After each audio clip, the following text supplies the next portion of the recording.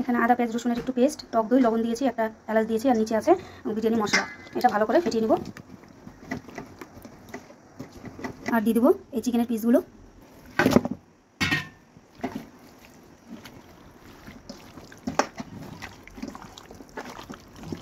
আমার মাখানো হয়ে গেল। এর মধ্যে আরও কিছু উপকরণ দিয়ে নেব। এখানে একটুখানি ঘি দিয়ে দিব অল্প, আর অল্প লাল লঙ্কার গুঁড়ি দিয়ে দিব, সামান্য অল্প, যেহেতু হলুদ দিব না। দিব অল্প সরষের তেল। আবার এটা মেখে নেব ভালো করে। আর একটু দিব একটু গোলাপ জল, অল্প দিব কেওড়া জল। এটা আবার একটু মাখিয়ে রেখে দিব সম্পূর্ণ জায়গাটুকু। রেখে দিলাম ম্যারিনেট করে 1 ঘন্টার জন্য। 1 ঘন্টা এটা এখন ঢেকে রাখবো।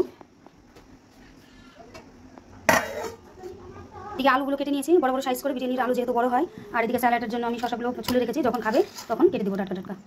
পেঁয়াজ নিয়ে নিয়েছি, এগুলো কেটে নিব এখন। এখানে দুধও জাল করে নিয়েছি ভালো করে, দুধটা বিরিয়ানিতে দিব তার জন্য। এখানে পেস্ট করে নিয়েছি আদা পেঁয়াজ রসুন লঙ্কা সব, এগুলো এখন ছেঁকে নিব। আর এখান থেকে অল্প একটু 1 চামচের মতন দিয়েছি, প্রথমেই দিয়েছিলাম মাংস ম্যারিনেট করার টাইমে। আর এগুলো এখন ছেঁকে নিব। এই রসটা দিয়ে আলু সিদ্ধ হবে আর মাংসটাও রান্না হবে। এখানে চাল নিয়ে নিয়েছি, বিরিয়ানির চাল, এখন ধুয়ে ভালো করে ভিজিয়ে নেব। ভালো করে ধুয়ে একদম সাদা জল বেরিয়েছে, এখন এটা ভিজিয়ে রাখবো। এটাও 1 ঘন্টার জন্য ভিজিয়ে রাখছি। হয়ে গেছে, এগুলো এখন বেরেস্তা করে নেব। এখানে সাদা তেল দিয়ে দিয়েছি কড়াইতে, গরম হয়ে গেছে। এখানে দিয়ে দেবো পেঁয়াজগুলো বেরেস্তা করার জন্য। বেরেস্তা হয়ে গেল, এখন উঠিয়ে নেব। আমার বেরেস্তাগুলো ভাজা হয়ে গেছে, আর কিছুটা কড়াইতেই আছে। এর মধ্যে দিয়ে দেবো সেই আদা পেঁয়াজ রসুনের জলটা।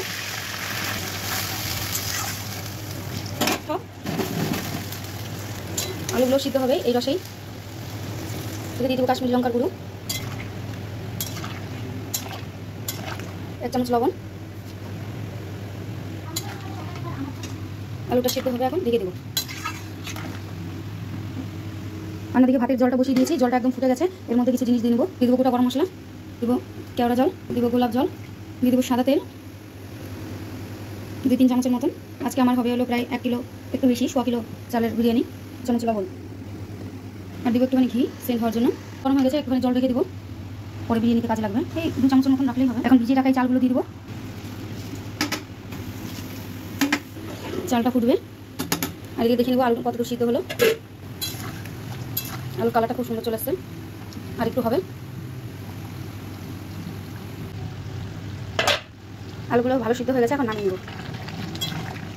এদিকে ভাতটাও ফুটে গেছে প্রায়, আলুগুলো তুলে নিচ্ছি। এখন এই ম্যারিনেট চিকেনগুলো দিয়ে দিব, এই ঝোলটার মধ্যেই দিয়ে দিব, সব সিদ্ধ হবে।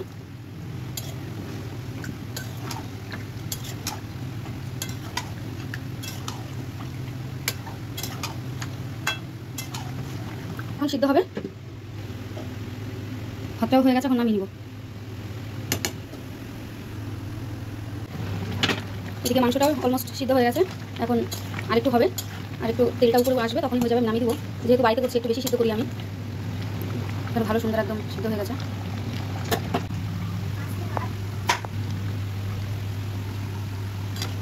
হয়ে গেছে, এখন নামিয়ে নেব। এখন বড় একটা হাঁড়ি নিয়েছি, এই হাঁড়িতেই আমি এখন সাজিয়ে নেবো বিরিয়ানির জন্য। প্রথমে দিব ঘি, তারপরে দিয়ে দেবো রাইস, আলু,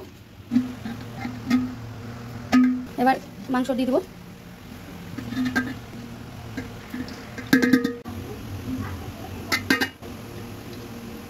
বেরেস্তাগুলো দিয়ে দিলাম, ওপর থেকে একটু মশলা দিয়ে দিলাম, একটু দিয়ে দিলাম দুধের মধ্যে একটু কালার অল্প, একটু দিয়ে দিয়েছি ঘি, দিয়ে দেবো বিরিয়ানি গরম মশলা, দিয়ে দিলাম বিরিয়ানি মশলা, দিলাম একটু বেরেস্তা, দুধের মধ্যে দিয়ে দেবো 1 ফোঁটা আতর,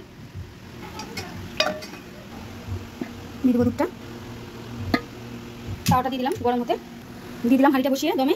এখন 20 মিনিটের জন্য অপেক্ষা করবো, তারপর হাঁড়ি খুলে আপনাকে দেখাবো। সে বিরিয়ানি দম দেওয়া বন্ধ করে দিয়েছি গ্যাস, আর এখন হাঁড়ি খুলবো। খুব সুন্দর হয়েছে, এখন বেড়ে দেখাবো।